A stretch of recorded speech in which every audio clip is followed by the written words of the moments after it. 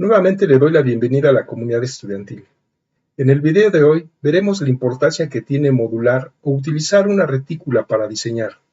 Si bien desde el anteproyecto estamos concibiendo formalmente ciertas dimensiones, será hasta el proyecto arquitectónico cuando nos demos cuenta que esta modulación puede ser de gran utilidad o, por el contrario, puede resultar inconveniente para el proyecto. Lo mismo ocurrirá en la obra, nada más que en la obra sí tendrá su repercusión económica y de tiempo. Así que veamos. En la escuela se nos enseña cuál es la importancia de la antropometría, sobre todo para diseñar nuestros espacios. Sabemos bien que el máximo exponente respecto a este tema es Le Corbusier con su módulo, que hasta la actual sigue vigente. ¿Pero a qué nos lleva todas estas medidas que podemos conocer de nuestra antropometría? Son las dimensiones mínimas, que consisten en el ancho, largo y alto de los espacios que vamos a diseñar, dependiendo de la función que se va a desarrollar en esos espacios. Actualmente, algunos espacios básicos que requerimos comúnmente para nuestros proyectos están contenidos en la norma técnica complementaria para el proyecto arquitectónico. Con esta información ya tenemos una concepción tridimensional de lo que pretendemos para poder iniciar nuestros anteproyectos, en los cuales vamos a considerar esas dimensiones particulares de cada local y la suma de todos ellos nos dará nuestro edificio. Y por tanto, la concepción de estas dimensiones solo serán de manera general y de concepción formal y funcional de nuestro edificio. De lo anterior, muchos arquitectos proyectistas han tratado de simplificar su diseño, sobre todo de los espacios interiores. Han recurrido a retículas o módulos porque a veces pretenden modular todos sus espacios, pero no siempre con buenos resultados. Es muy raro encontrar un proyecto que se rija realmente por un módulo, y esto se debe, creo yo, a la dimensión del módulo. En términos proyectuales, tenemos aquí 3 ejemplos que son muy comunes encontrar. El segundo y el tercero, eso sí lo he visto, que lo utilizan mucho para cuando diseñan los espacios interiores de ciertos locales, pero ya no los veo reflejados en conjunto en el edificio. ¿Cuál es la relación de esta retícula? Quizás se deba a la diversidad de espacios, pero no creo que sea ese el motivo. A veces lo determina las dimensiones del predio, aunque no debería de ser un impedimento para llevarlo a cabo, pues debe de haber algún lado donde se ajuste. Y en el caso de 1 por 1 metro, solo me ha tocado una vez en un proyecto no utilizarla, pero sí ponerla, porque a final de cuentas el anteproyecto que me habían dado no se ajustaba realmente a la retícula, salvo en algunas áreas. Realmente se utilizaba como referencia de medida, no tanto de diseño. Por consiguiente, es muy raro ver algún proyecto que se ajuste a un módulo. Generalmente no aparece o porque les resulta muy complicado. Intenciones sí hay, pero llevarla a cabo es un tanto difícil. Veamos 2 ejemplos. Aquí tenemos una planta en la que los entreejes son de 5,40 por 8,10. Vamos a aplicarle una retícula de 1 metro y aquí nos damos cuenta que no hay muros que coincidan con esta. No hay alguna referencia exacta. Lo que sí nos permite, como les decía anteriormente, es tomar las medidas si consideramos que cada cuadro mide 1 metro. En caso de que no existieran las cotas o medidas, esta sería tomada nada más como referencia. Si aplicamos una retícula de 90 por 90 centímetros, vemos que sí coincide realmente hasta con los entreejes. Esto quiere decir que el proyecto fue concebido bajo esta modulación, lo cual indica que es correcto en términos de diseño. Hasta aquí vemos cómo utilizamos nuestra retícula o nuestro módulo en términos de diseño de espacios. Pero ahora veamos cómo cuando desarrollamos el proyecto arquitectónico, los materiales pueden ir determinando, cambiando o ajustando nuestros espacios. Aquí vemos unos paneles que se especifican en proyecto y se utilizan en obra. Pero lo más importante es ver sus dimensiones. Todos los paneles de yeso y tablacemento y de otros compuestos son de 1,22 por 2,44, independientemente de su espesor. Aquí tenemos estos 3 ejemplos. Estos tipos de paneles se utilizan para muros divisorios.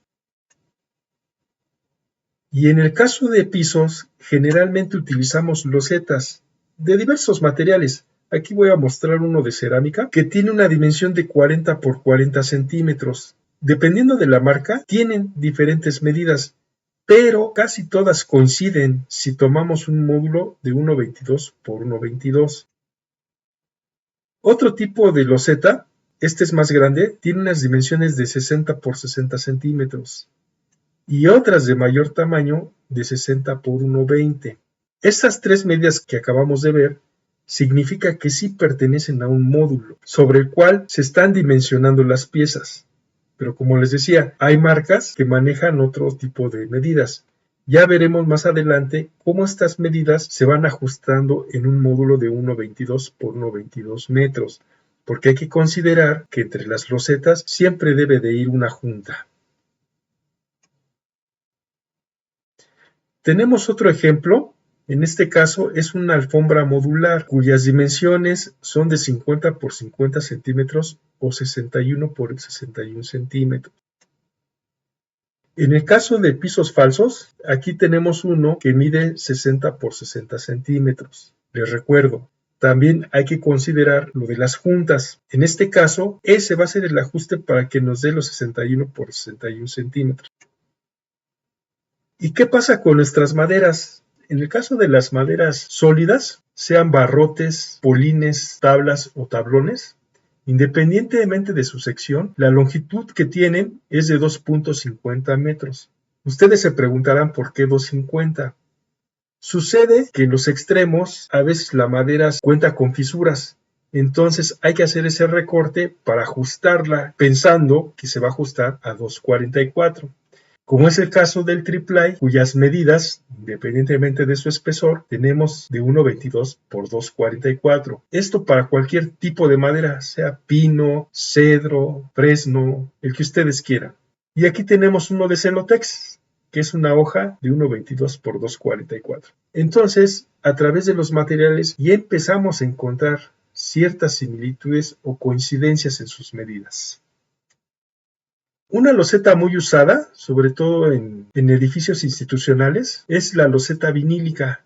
Aquí tenemos un ejemplo cuyas medidas es 30.48 por 30.48. Casi da el 30.5 centímetros. Y aquí hay un ejemplo de piso vinílico en rollo, cuyo ancho es de 3.66 metros. Si lo dividimos entre 1.22, nos da 3 módulos. Entonces, cuando estamos desarrollando nuestro proyecto, nos damos cuenta de esto, de los materiales, sobre todo cuando hacemos despiece. Tenemos que estar buscando dónde va a haber ajustes. Y no lo percibimos en ese momento como desperdicios. Así le llamamos, ajustes. Y nos cuesta mucho trabajo a veces diseñar por lo mismo. Y sobre todo, si nuestro proyecto no está ajustado a algún módulo. Una vez que hemos visto algunos de los materiales fabricados industrialmente bajo una modulación, creo que sería pertinente tomarlo en cuenta. Podemos partir del módulo 1.22 por 1.22 y sus submúltiplos. Para ello, entonces sí, utilizar una retícula tendría un objetivo claro de utilizarlo, ya que estamos pensando inicialmente o desde que concebimos nuestro diseño o desde que trabajamos en nuestro anteproyecto, pensando en qué materiales vamos a utilizar. Aquí tenemos 3 retículas. La primera sería la más viable y las otras se utilizarían ya para nuestros despieces de materiales. Quiero recalcar que los materiales industrializados son los que más se fabrican bajo este criterio. Partiendo de lo anterior, veamos cómo podrían utilizarse este tipo de retículas. Si en la planta que presentamos anteriormente ajustamos la distancia de nuestros entrejes a 5.49 y 8.54 y le aplicamos una retícula de 1.22 por 1.22, vemos que sí efectivamente nuestro diseño, nuestra planta, está coincidiendo con ella, incluso en medios módulos. Y si le aplicamos una retícula de 61 por 61, es más claro. Nos vamos acercando a nuestros materiales modulados y acabados. Y aquí está una retícula de 30.5 por 30.5 si fuese el caso. Esto enriquece mucho el diseño y sobre todo eso que en proyecto le llamamos ajustes, en obra nos evitaríamos tantos desperdicios y sobre todo una reducción en los costos de construcción. Y aquí tenemos un ejemplo de cuando esto no puede suceder, cuando no se cuida esa modulación y solo uno cuida los interiores de cada local. En este sanitario vemos que hay una modulación que sí es acorde, incluso para colocar nuestros muebles. Pero ya en sus exteriores, en relación con los demás, vemos que empiezan a surgir muchos ajustes, que después en construcción habrá mucho desperdicio. Este es un claro ejemplo de que independientemente de nuestros análisis de locales, siempre hay que pensar en nuestros acabados. Trátese de pisos sobre todo y de plafones cuando son modulares. En resumen, como pudimos ver en toda esta explicación, es importante modular desde que empezamos a diseñar en nuestro anteproyecto. Ahí ya consideramos algunas medidas que son necesarias, pero sobre todo hay que tener también una visión para cuando estamos haciendo el proyecto arquitectónico y sobre todo cuando se esté ejecutando la obra. Ya vimos que inicialmente este concepto dimensional con el cual diseñamos nuestros espacios parten de una antropometría, pero la otra, la que se trabaja en el proyecto, es cuando empezamos a especificar nuestros materiales. Es cuando los que empezamos a concebir para aplicarlos. Pero sobre todo, en construcción ya veremos qué tan fructífera fue diseñar con una retícula para cuando se aplican, sobre todo acabados. Quienes se dedican a construir también están conscientes que hay muchos materiales de albañilería e incluso de acabados que no necesariamente se sujetan a una modulación, lo cual los hace más versátiles. Pero esto no deja que el momento mismo de proyectar estemos pensando en esto. Así que no es regla, pero sí creo que se debe de tomar en cuenta que es muy importante modular, sobre todo cuando ya se está previendo, tanto en planta como en alzado, los materiales con que pensamos que se construyan nuestras edificaciones. Los espero para el siguiente video, esperando que esta información, como siempre, siga siendo para ustedes de gran ayuda y empiecen a visualizar a qué se enfrentarán una vez que hayan terminado la escuela y se incorporen al trabajo.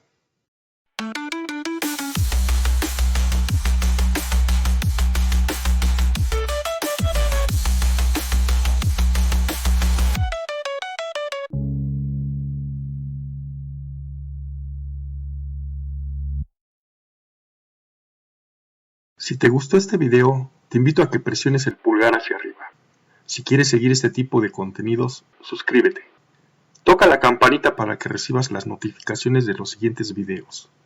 Si crees que la información es relevante, comparte. Y comenta. Eso ayudará a crear comunidad cuyo fin sea el de mejorar nuestros conocimientos. Y recuerda, no se enseña lo que no se sabe.